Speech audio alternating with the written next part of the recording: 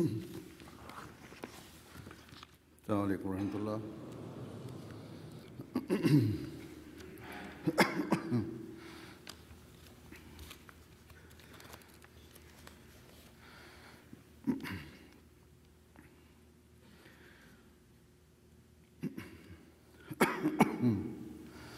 أشهد أن لا إله إلا الله وحده لا شريك له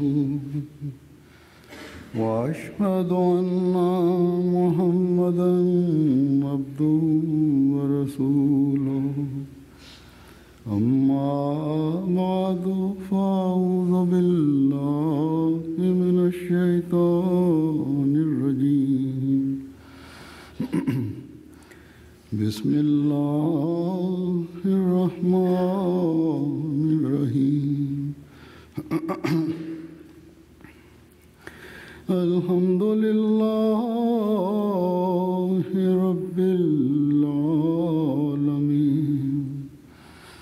الرحمن الرحيم مالك يوم الدين إياك نعبد وإياك نستعين اهدنا الصراط المستقيم صراط الذين أنعمت عليهم غير المغضوب عليهم ولا الضالين.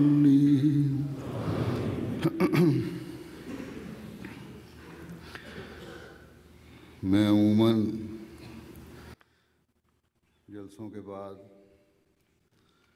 जलसों के बारे में कुछ कहा करता हूँ या Es ist meine Gepflogenheit, Tradition, dass ich nach den Jalsas über die Jalsas etwas sage und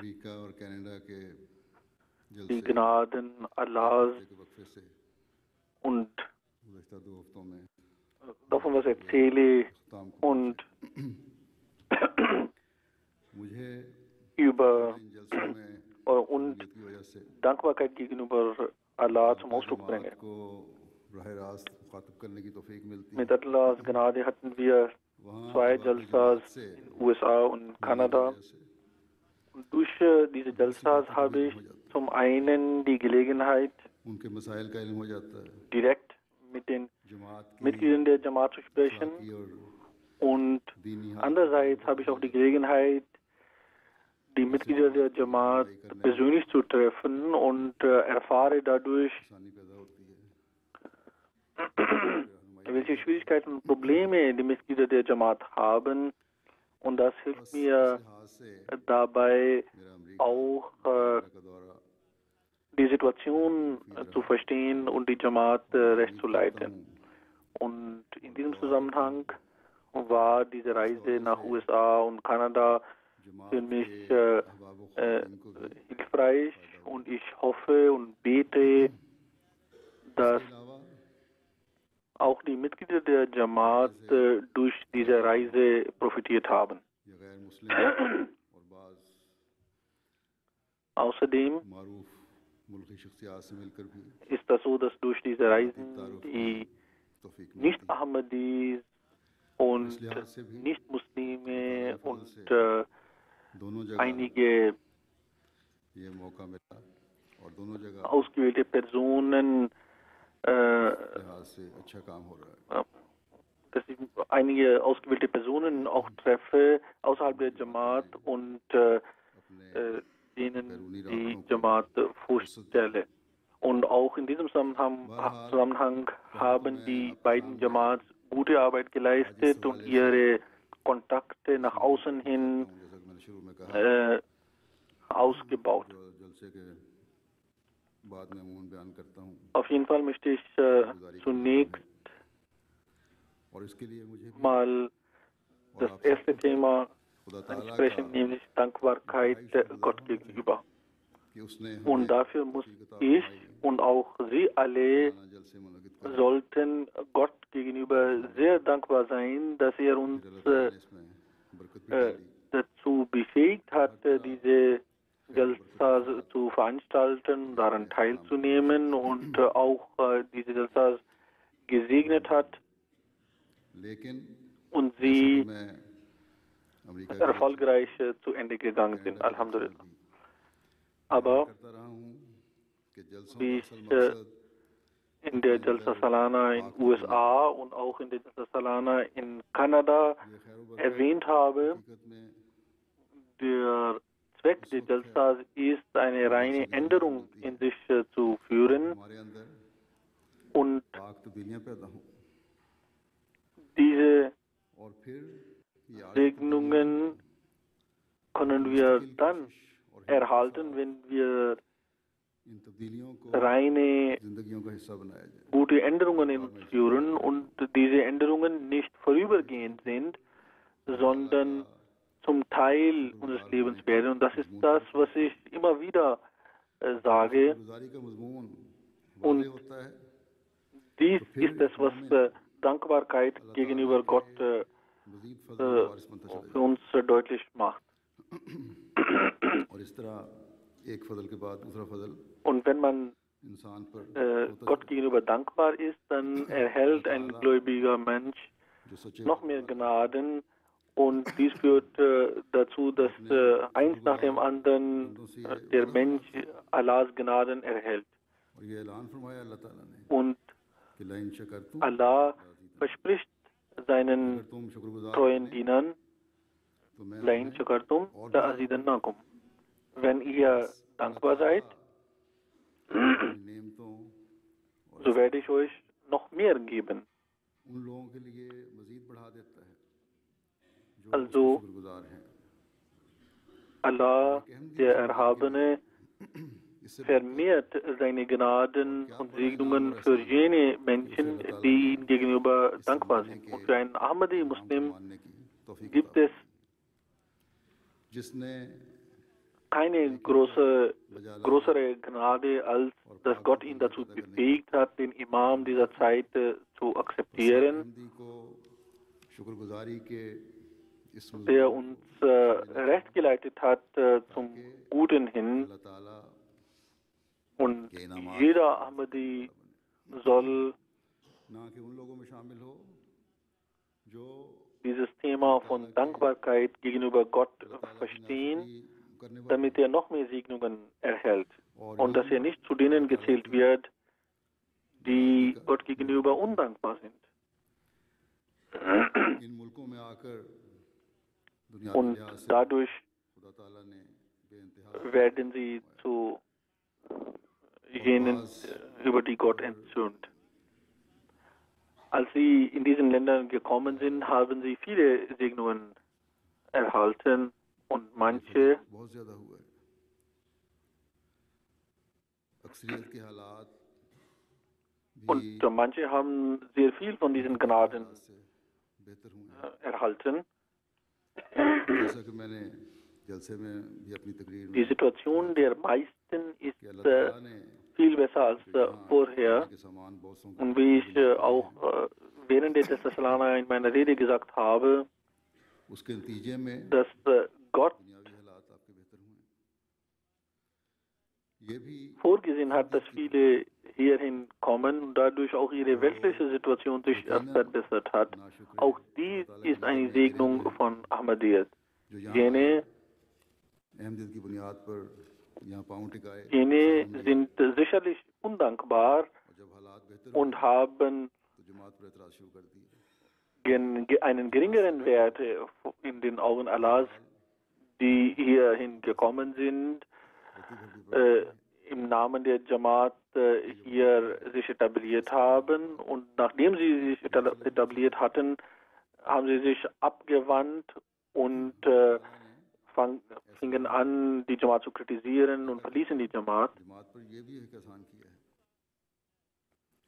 लेकिन हर Für को याद रखना चाहिए solche Menschen ist es sogar gut für die Jamaat, dass sie nicht mehr Teil der Jamaat sind. Und auch das ist eine Gnade Gottes, dass Gott uns von solchen undankbaren Menschen reingemacht hat.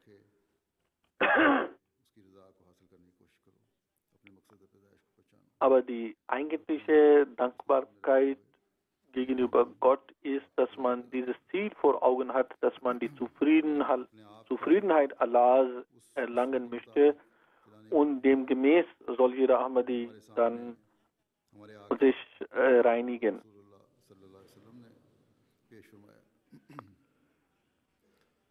Und jeder von uns sollte versuchen, das zu erreichen, was der heilige Prophet sallallahu alaihi wasallam uns vorgegeben hat.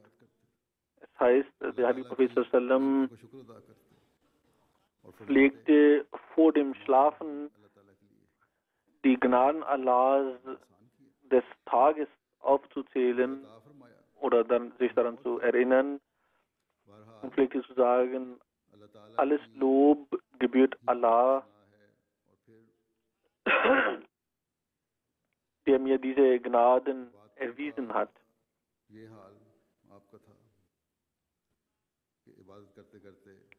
Auf jeden Fall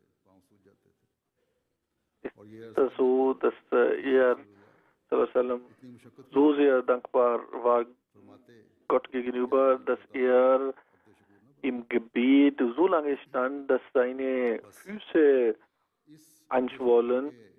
Und als ihm gesagt wurde, warum er so viel Mühe auf sich lädt, sagte er, sollte ich denn nicht ein dankbarer Diener Allahs sein?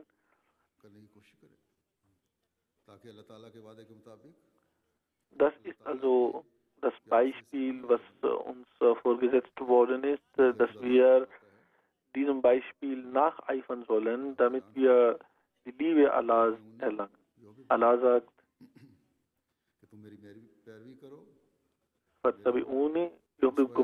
also soll der heilige Prophet erklären, der Welt erklären, folget mir, versucht mein Beispiel euch anzueignen, dann werdet ihr die Liebe Allahs erlangen. Und die Liebe Allahs führt dazu, dass man noch mehr Gnadensegnungen erhält. Der heilige Prophet sallallahu alaihi wasallam war nicht nur dankbar, wenn er Gnaden erhielt, sondern auch dann, wenn er vor einer Schwierigkeit gerettet wurde. Auch bei kleinen Sachen sieht man, dass der heilige Prophet sallallahu auch im alltäglichen Leben sehr dankbar war. Das ist die wahre Dankbarkeit, die zu erreichen wir uns bemühen sollen. Und diese Dankbarkeit und solche Dankbarkeit ist es, die zu noch mehr Segnungen und Gnaden führt, bis sie ein Mehrfaches des Vergangenen darstellen. Allah braucht unsere Dankbarkeit nicht. Er hat es nicht nötig. Allah sagt im Heiligen Koran, وَمَنْ يَشْكُرْ فَإِنَّمَا يَشْكُرُ لِنَفْسِهِ وَمَنْ كَفَرَ فَإِنَّ اللَّهَ غَنِيٌّ حَمِيدٌ. Wer dankbar ist, so ist seine Dankbarkeit ein Vorteil für ihn selbst. Und wer undankbar ist, der soll wissen, dass Allah unabhängig ist. Also sollte ein Ahmadi solch ein dankbarer Mensch sein. Und es gibt mehrere Wege, wie man dankbar sein kann, und man sollte versuchen, jeden Tag diese Wege der Dankbarkeit zu berücksichtigen und vor Augen zu halten. Und wenn der Mensch nach diesen Wegen der Dankbarkeit sucht, dann wird ein Ahmadi ein wahrer gläubiger Mensch in seinem Herzen dankbar und dies ist dann auch auf seiner Zunge zu sehen, oder es kommt auch von seiner Zunge und auch durch sein Verhalten, seine Bewegung und seine Ruhe kann man Dankbarkeit zum Ausdruck bringen. Wenn also der Mensch ein dankbarer Mensch sein möchte, so bezeugen dies alle seine Organe oder sein ganzer Körper soll diese Dankbarkeit zeigen. Und wenn Gott Dankbarkeit zeigt, denn es ist auch das Wort Dankbarkeit im Zusammenhang mit Gott benutzt worden, so ist die Dankbarkeit Gottes gegenüber dem Mensch seine Gnaden und Segnungen.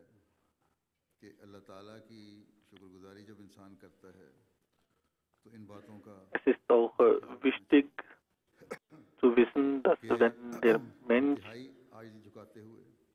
Gott gegenüber dankbar ist, dass man einige Sachen wissen muss, berücksichtigen muss. Dass man erstens mit äußerster Demut sich vor Gott verneigt. Zweitens,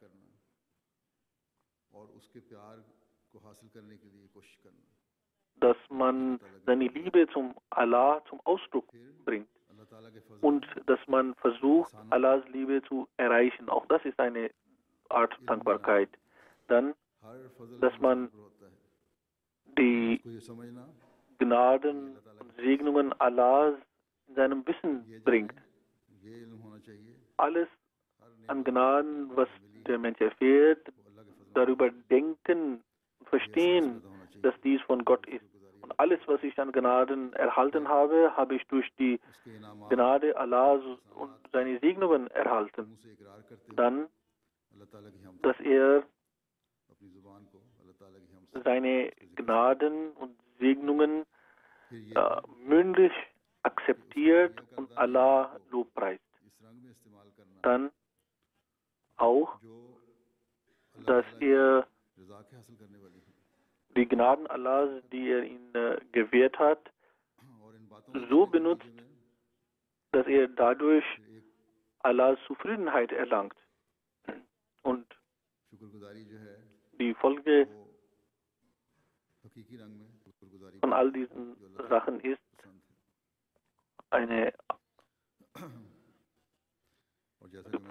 dass es wahre Dankbarkeit ist, die dann Allah gefällt.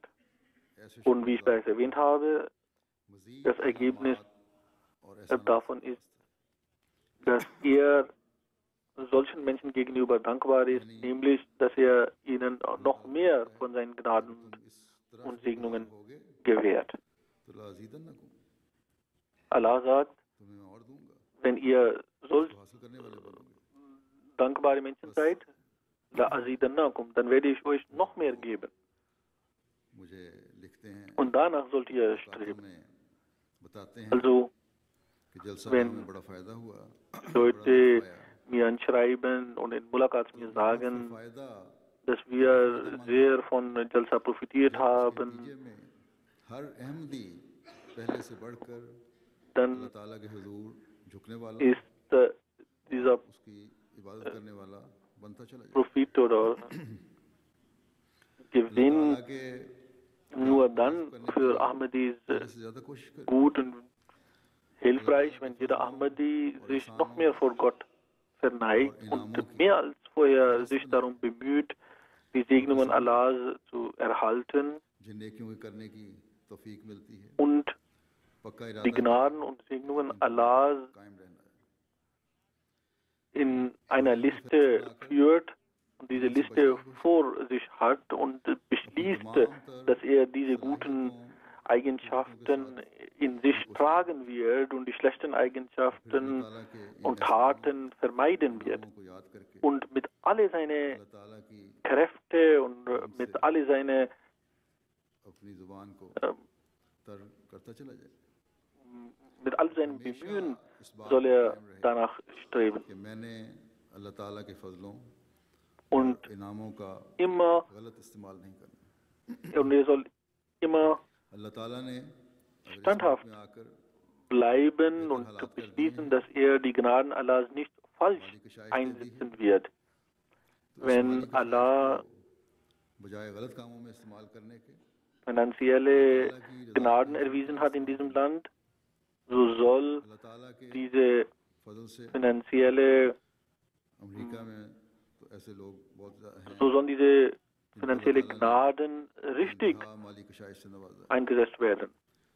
उनमें से बाद ऐसे हैं In den USA gibt es viele Leute, denen Gott sehr viel अल्लाह ताला finanzielle उनके वालों ने Gnaden erwiesen hat und उन्हें हमेशा es gibt einige darunter, die großzügig mit einem großen Herz diese finanzielle Gnaden auch zur Unterstützung der Jamaat einsetzen und sie sollen अपनी शुक्रगुजारी की immer versuchen, dankbare Diener Allahs zu sein. झुकने वाला बनने की Sie sollen nicht denken, dass nur finanzielle Opfer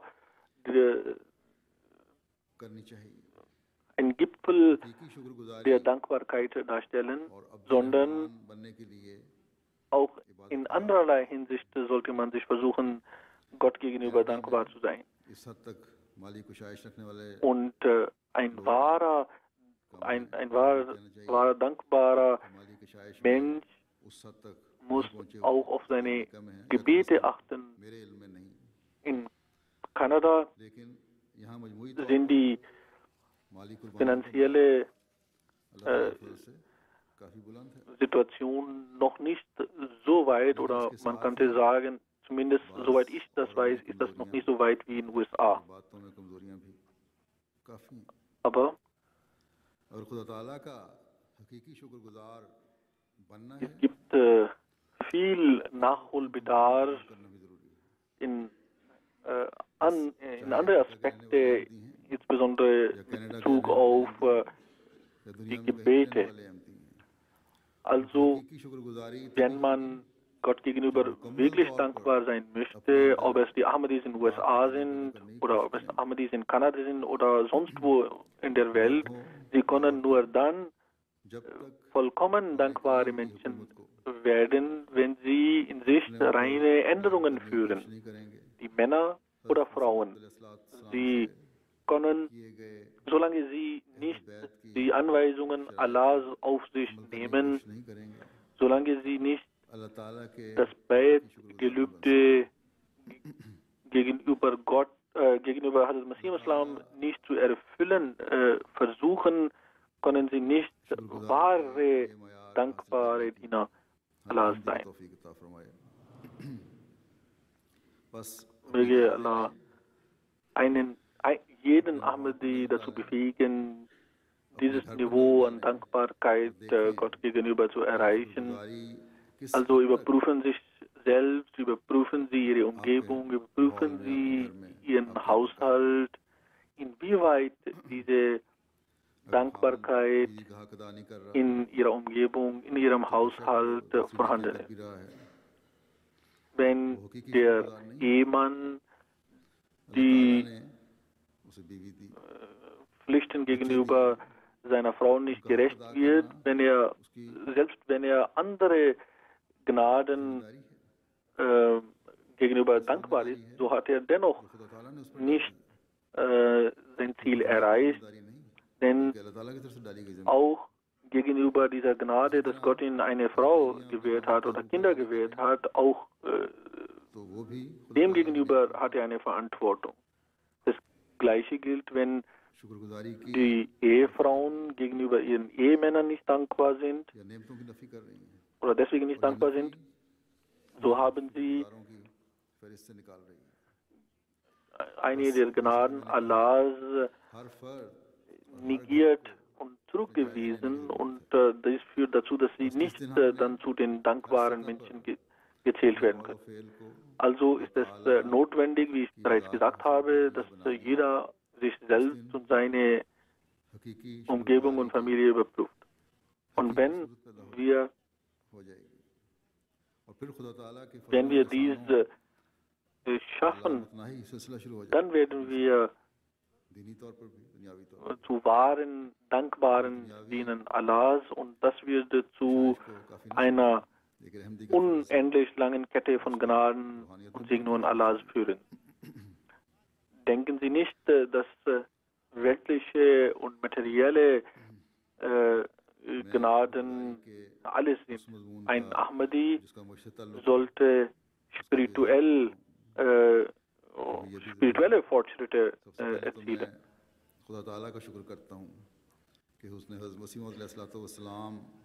Als erstes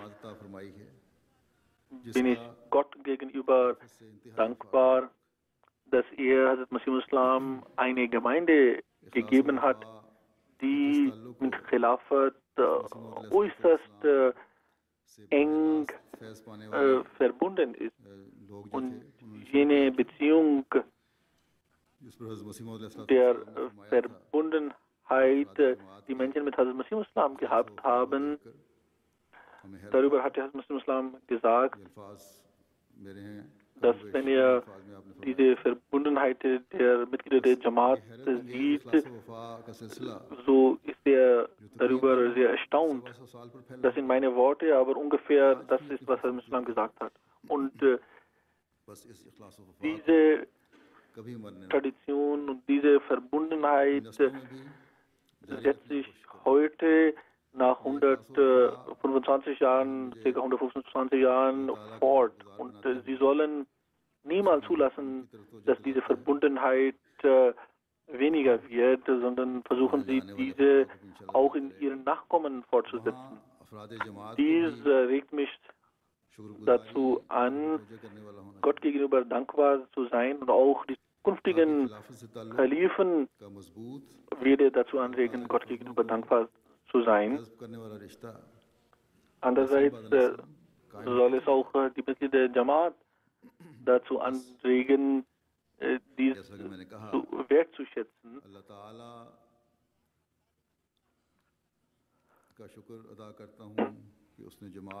Und in ihren Nachkommen fortzusetzen.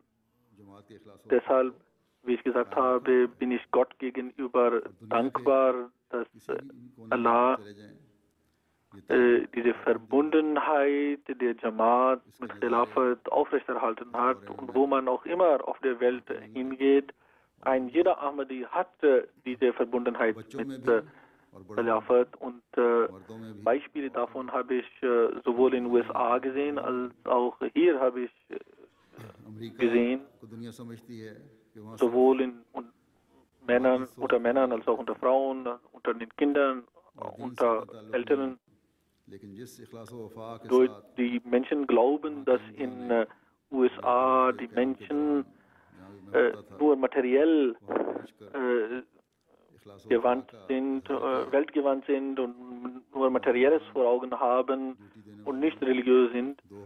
Aber in der Zeit, wo ich dort gewesen bin, so wie die Jamaat gezeigt hat, wie die Leute mit mir waren, Duties gemacht haben. Manche haben nicht mal auf ihre Jobs und andere Sachen geachtet. Es gab auch solche, die gesagt haben, wir haben einen neuen Job angefangen und für Jalsa und für Mulaqat haben wir keinen Urlaub bekommen, und daraufhin haben wir einfach das Job aufgegeben. Möge Allah sie alle segnen und sie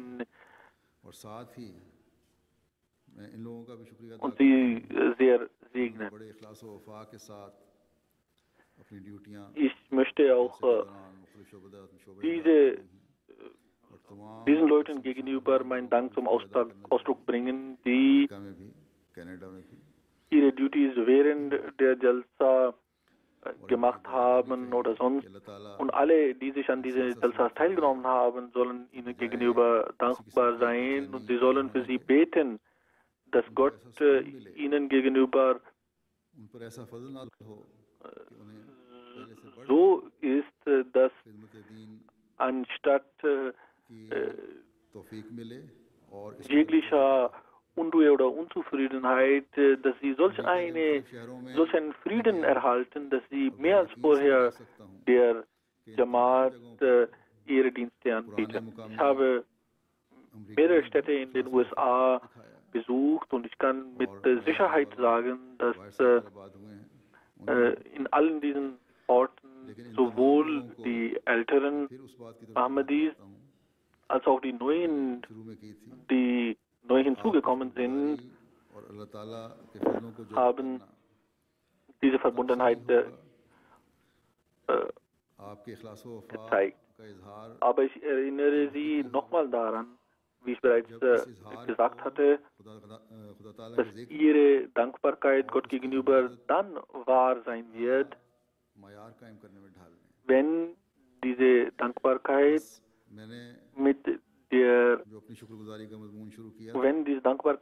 sich in ein höheres Niveau an Gebete ummünzt.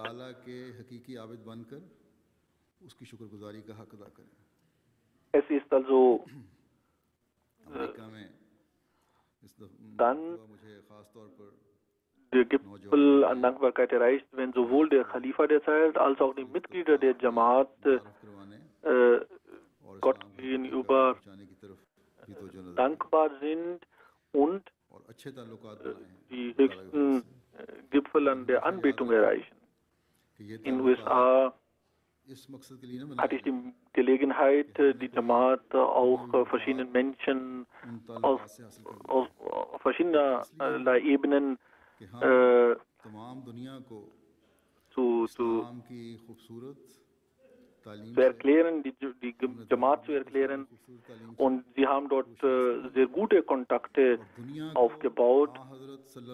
Aber wir sollen immer in Erinnerung behalten, dass diese Kontakte nicht deshalb sind, weil wir etwas haben wollen, sondern dafür, dass wir den Menschen den Islam und die Jamaat erklären und versuchen, sie alle Menschen unter der Fahne des heiligen Propheten zu versammeln. Dort hat während einer Presseinterview der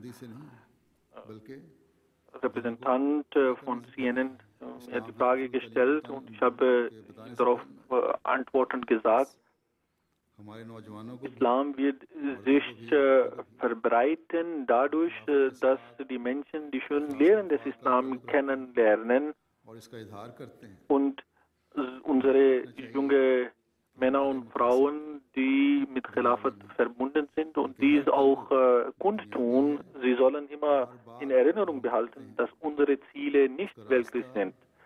Und alle Kontakte, die wir in der Welt haben und alles, was wir in der Welt tun, ist dazu da, dass letztendlich der Islam erfolgreich ist und dass wir dann passieren, wenn wir eine innige Beziehung zu unserem Schöpfer, unserem Gott haben. Und das habe ich überall gesagt zu den Anführern verschiedener Gruppen. Auf jeden Fall war die Reise in den USA insgesamt sehr gut. Möge Allah die guten Ergebnisse dieser Reise auch in Zukunft sichtbar werden lassen. Mit Gottes Gnade gab es auch Eröffnungen der Moscheen. Die Jamaat USA hat sich mit Gottes Gnade dem Bau der Moscheen gewidmet. Dies sollten sie fortsetzen. Zweitens, die Völker, die Fortschritte erzielen möchten, sehen nicht, was sie alles erreicht haben, sondern sie überprüfen auch, was die Mängel waren, was fehlgegangen ist, dass man dadurch sie in Zukunft vermeiden kann.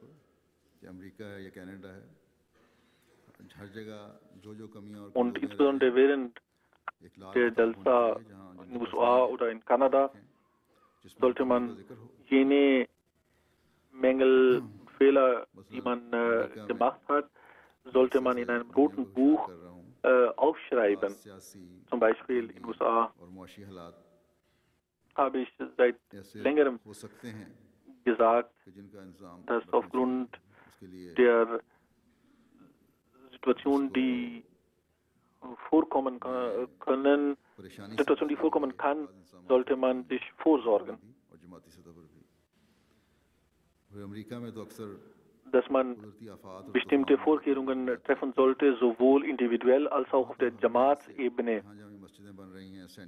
In den USA gibt es ja zusätzlich dazu Hurricanes und andere Naturkatastrophen. Da sollte man auf jeden Fall in allen Zentren, in Moscheen dafür Sorge tragen, dass man Wasser und Strom auf jeden Fall hat. Denn ohne diese beiden Sachen geht heutzutage gar nicht. In den Tagen, wo ich war, war ich in Harrisburg und hinter uns gab es Unwetter und das ganze Gebiet um Beitur Rahman, wo unsere Moschee ist, da gab es keinen Strom mehr. Und man sollte überall ein Backup-System haben, damit man sofort Generatoren anschmeißen und Strom produzieren kann. Vielleicht war das von eine göttliche Vorsehung. Manche denken, weil manche Leute haben gesagt, dass normalerweise vor Unwettern eine Warnung kommt, aber dies passiert ja alles ohne Warnung. Vielleicht ist das ein Hinweis auf die Zukunft, dass wir uns darauf vorbereiten sollten. Und das sollte auf jeden Fall geschehen. Nun komme ich zu Kanada. Vielleicht denken die Kanadier hier, dass der Khutbah hier in Kanada stattfindet, aber ich spreche die ganze Zeit über USA.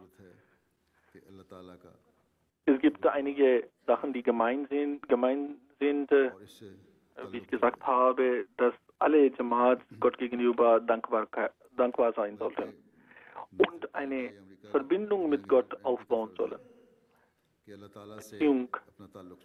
Und nicht nur in Kanada oder in den USA, sondern überall auf der Welt ist es die Pflicht eines jeden einzelnen Ahmadi, dass er mit Gott eine innige Beziehung eingeht. Und das wiederhole ich immer wieder.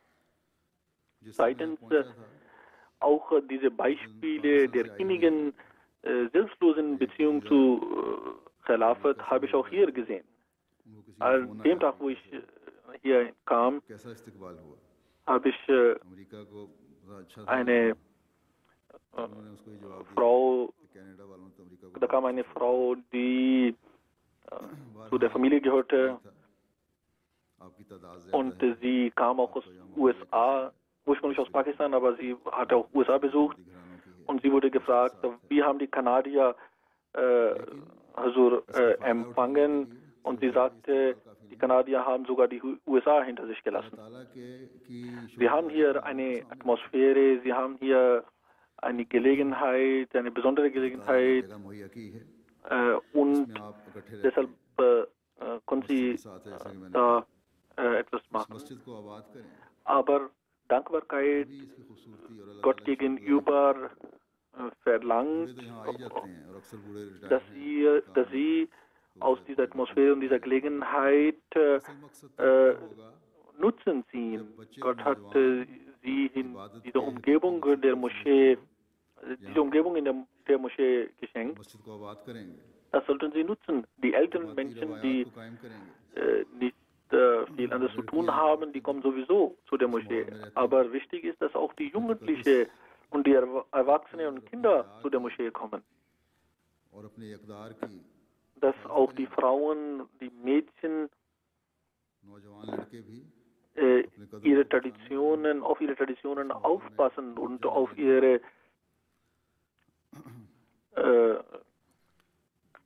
auf ihr Selbst achten und sich nicht in die Gesellschaft absorbieren lassen.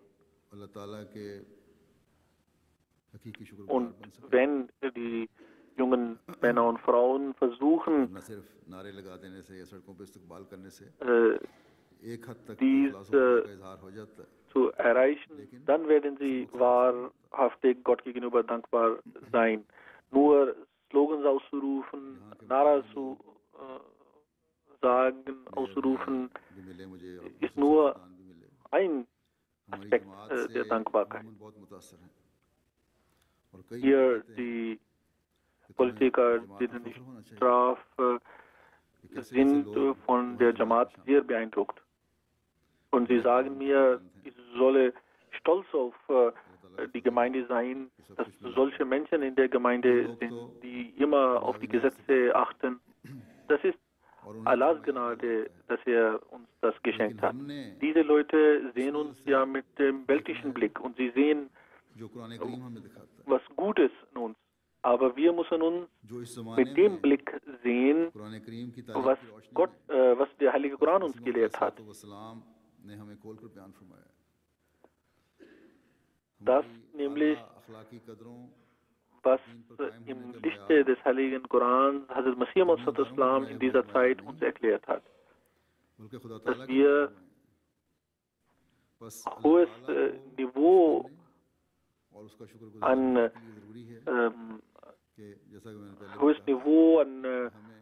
Befolgung der Anweisungen Gottes erreichen. Und diese Niveaus sind von Gott selbst gesetzt worden, nicht von Menschen. Und das Erste dafür ist, wie ich bereits gesagt habe, dass wir die Anweisungen Gottes auf uns selbst akzeptieren, die diese Anweisungen befolgen. Denken Sie und sehen Sie nicht zur Welt und zu den weltlichen Leuten hin, sondern sehen Sie zum Himmel und dem Herrscher des Universums hin. Und nur dann können wir ihm gegenüber dankbar sein. Nur dann kann Ihr Empfang und Ihre Naras dazu führen, dass Sie Gottes Gefallen erregen.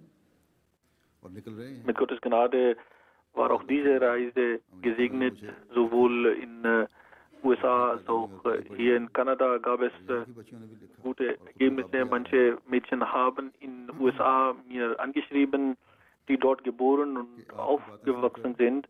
Und auch hier haben die Mädchen mir Briefe geschrieben, dass nachdem wir ihre Worte gehört haben, haben wir verstanden, was der Status eines Mädchens oder einer Frau ist. Und wir haben jetzt erst verstanden, welche Wichtigkeit wir haben, was Farda ist, welche Stellung eine Ahmadi-Frau hat.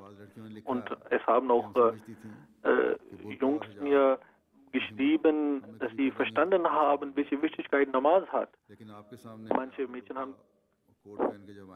haben geschrieben, wir dachten, dass wir in dieser Umgebung niemals Hijab und Burqa tragen können. Aber wir sind zu ihnen gekommen in Burqa und Hijab und wir versprechen, dass wir diese Burqas nun und Hijab niemals abnehmen werden. Und das ist die Denkweise, was wichtig ist, und möge Gott diese Denkweise noch mehr. Desgleichen haben andere versprochen, dass bezüglich der Gebete sie nie wieder Beschwerden über uns hören werden. Das sind Sachen, die einem Menschen zu Dankbarkeit Gott gegenüber anregen. Er ist es, der die Herzen in seiner Hand hält. Er ist es, der die Herzen wendet und bewegt. Er hat diese Mädchen und diese Jungs dazu angeregt, dass sie die Stimme des Kalifen der Zeit hören und sich darum bemühen, dass sie reine Änderungen in sich führen.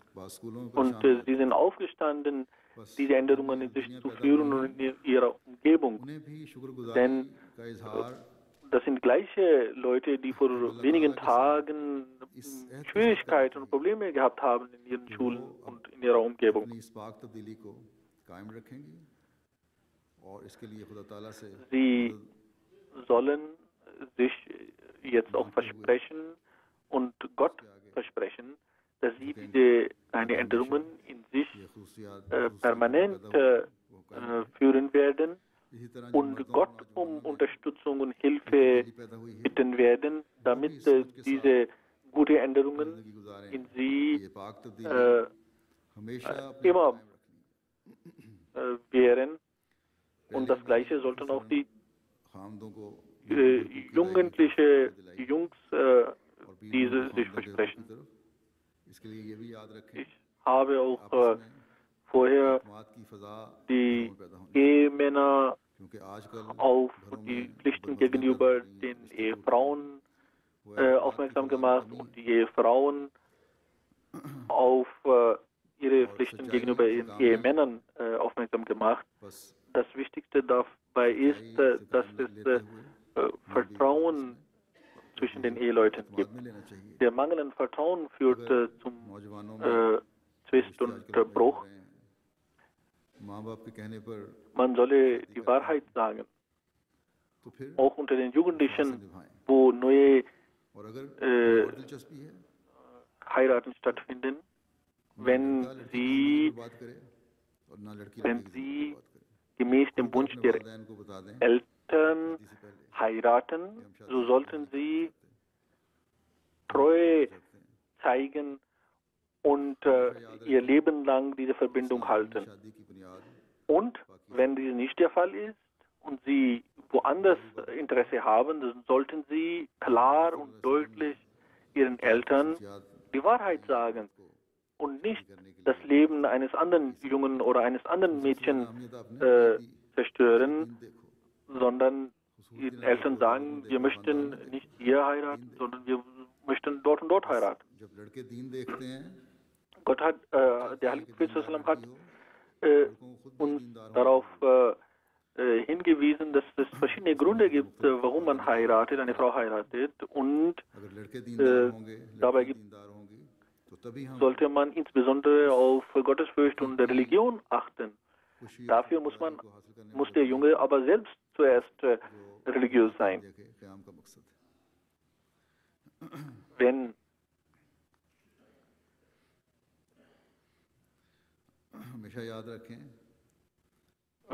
oder nur dann können sie zu Ehepaaren werden, die zu schaffen, haben wir Muslim Jamaat sich damit. Sie müssen immer wissen, dass die Religion, Spiritualität unser Zweck und Ziel ist. Denken Sie nicht, dass die Menschen in ihrer Umgebung sehr froh sind und sehr zufrieden sind. Das ist nur eine Geschichte von wenigen Tagen und dann kommt die Unzufriedenheit und die Unruhe. Deshalb sollten Sie sich bemühen, eine Verbindung mit Gott einzugehen und von ihm Frieden und Ruhe zu erhalten. Wie ich bereits gesagt habe, in vielen Familien gibt es eine Änderung und es sind viele neue Familien auch hierhin gekommen. Auch sie sollten sich daran erinnern, dass Gott ihnen diese Gnade erwiesen hat, und dies sollten sie immer vor Augen haben. Sie sollten auch ihre Vergangenheit immer vor Augen haben und dann sehen, wie Gott ihnen Gnaden erwiesen hat. Und diese Gnaden sollten auch dann dazu führen, dass sie ihm gegenüber dankbar sind. Ein wahrer gläubiger Mensch ist der diese Sachen vor Augen hält und dann Gott gegenüber dankbar ist. Wo wir jetzt angefangen haben, dankbar zu sein.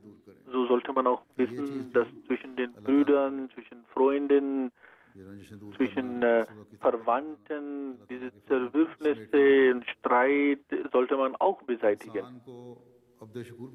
Denn auch dies führt dazu, dass man Gottes Segnungen und Gnaden erhält. Das ist auch etwas, was den Menschen zum dankbaren Menschen macht. Diese Sachen sollte ein jeder von uns vor Augen haben. Wenn ich in dieser Atmosphäre von Haus rausgehe, so sehe ich viele Kinder auf den Straßen stehen und überall hört man Salam, Salam und Slogans und Naras. Das ist ein Beispiel für das Leben im Paradies. Dieses Salam soll nicht nur auf den Lippen sein, sondern dieses Salam soll sich verbreiten und überall Frieden geben. Und wenn die Kinder Nare Takbir sagen, das sind verschiedene Ausdrucksweisen für ihre Verbundenheit. Und meistens ist dies so bei den Kindern am meisten zu sehen, diese Verbindung.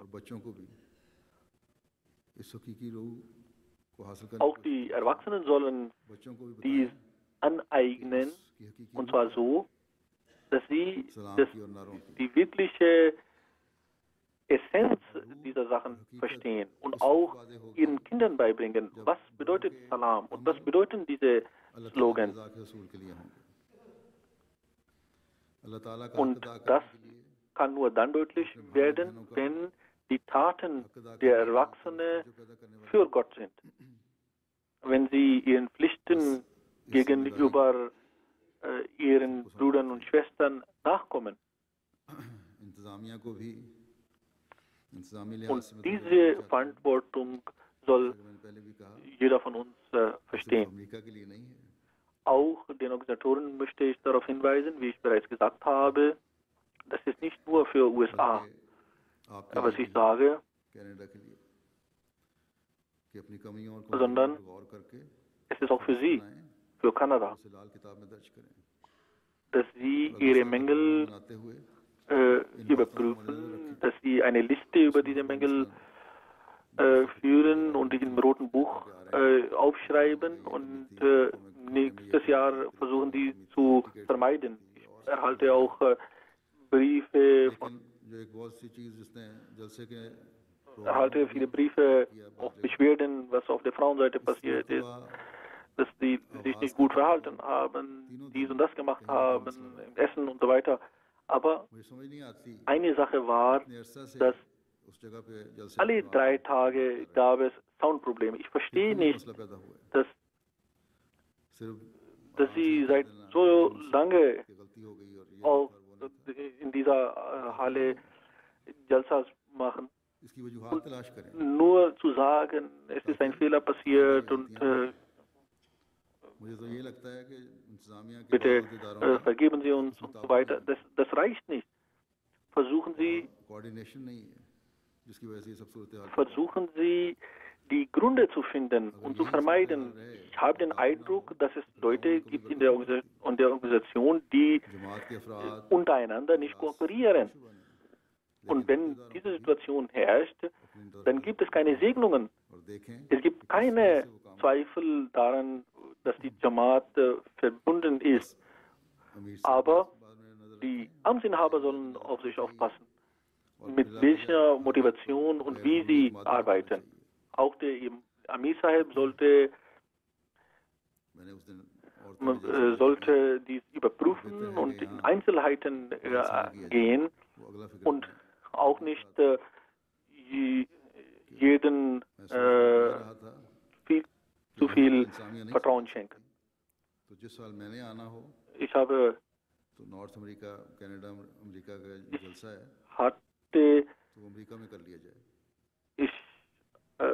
auf der Dajna-Seite gesagt, dass es diese Soundprobleme gibt und dann da gab ich noch etwas, was ich sagen wollte, was ich aber nicht gesagt habe. Das war nämlich, wenn ich hier kommen möchte nach Nordamerika und Sie nicht imstande sind, diese Probleme zu lösen, dass wir ein gemeinsame Jalsa in den USA dann machen. Das wird Ihnen auch Kosten sparen und Sie werden auch die Möglichkeit haben, darüber nachzudenken, sich selbst zu verbessern. Jene Amtsinhaber, die nur die Welt vor Augen haben, sie sollen insbesondere sich reformieren.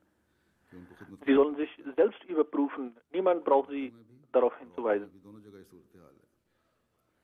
Wenn sie möchten, dass sie weiterhin Dienste für die Jamaat leisten können, sowohl unter den Männern als auch unter den Frauen. Wissen Sie, seien Sie im Klaren darüber, dass es gute Absichten sind, die zu Segnungen führen. Aber Narzissmus ist etwas, was sowohl sie schaden wird, als auch ihre Nachkommen. Und Gott behüte für uns, dass es auch dazu führt, dass man Gottes Strafe auf sich lädt. Aber ich sage auch zu der neuen Generation, dass sie die guten Taten und gute Eigenschaften der Älteren annehmen sollen, aber nicht denken sollen, dass alles, was die Älteren machen, gut ist. Die Jugendlichen sollen das Gute übernehmen. Auch in Kanada sind die Kontakte vorhanden. Ich habe doch auch hier Verbesserungen gesehen oder Kontakte, die bestanden, sind aufrechterhalten worden und mehr geworden. Möge Allah auch dazu führen, dass auch diese Kontakte Erträge bringen. Sowohl in den USA als auch hier sind diese Kontakte durch die Arbeit der Jugendlichen, diese Kontakte sehr ausgebaut worden, insbesondere in den USA. Und diese Kontakte und Beziehungen sollte ein jeder Ahmadi versuchen, so zu verwenden und so zu nutzen, dass als Ergebnis davon die Botschaft von Ahmadiyyat und Islam Verbreitung finden. Das ist unser Ziel, weswegen ein jeder Ahmadi sich bemühen sollte. Und nur dadurch kann man auch seine Dankbarkeit Gott gegenüber durch Taten in die Tat umsetzen. Es gibt ein vorübergehendes Zeichen der Dankbarkeit und der Freude durch Beleuchtung ihrer Häuser, das zur Verfügung stellen für Duties, das Stehen auf den Wegen. Aber wirkliche Dankbarkeit ist und Verbundenheit ist, dass sie den Anweisungen des Kalifen der Zeit Folge leisten. Nicht daran denken, hier in dieser westlichen Welt haben wir diese und jene Probleme. Wenn sie wirklich etwas vorhaben, dann können sie das auch erreichen. Und jene Völker, die Fortschritte erzielen wollen, denken nicht über die Schwierigkeiten nach, sondern denken an ihre Ziele nach. Es ist nur die Sichtweise und die Denkweise, die alles ausmacht. Und das ist es, was uns dazu führen wird, dass wir Erfolg haben. Möge Allah alle dazu bewegen, dass wir mit diesem Bewusstsein leben. Möge Gott auch mich dazu befähigen, dass ich meinen Pflichten gegenüber den Mitgliedern der Jamaat nachkomme.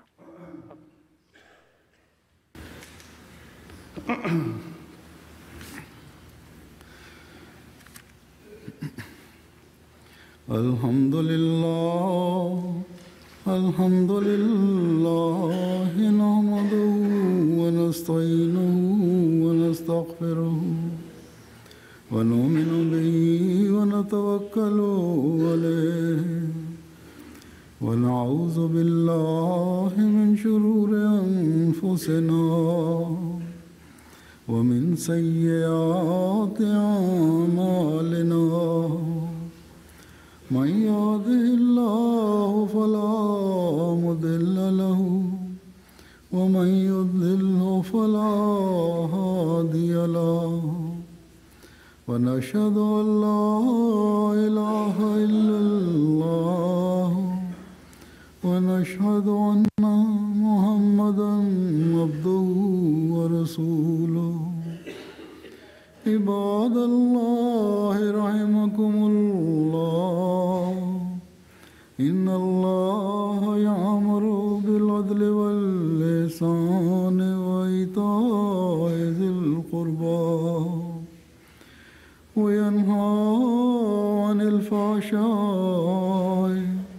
والمنكر والبغي يعظكم لعلكم تذكرون اذكروا الله يذكركم وادعوه يستجب لكم ولذكر الله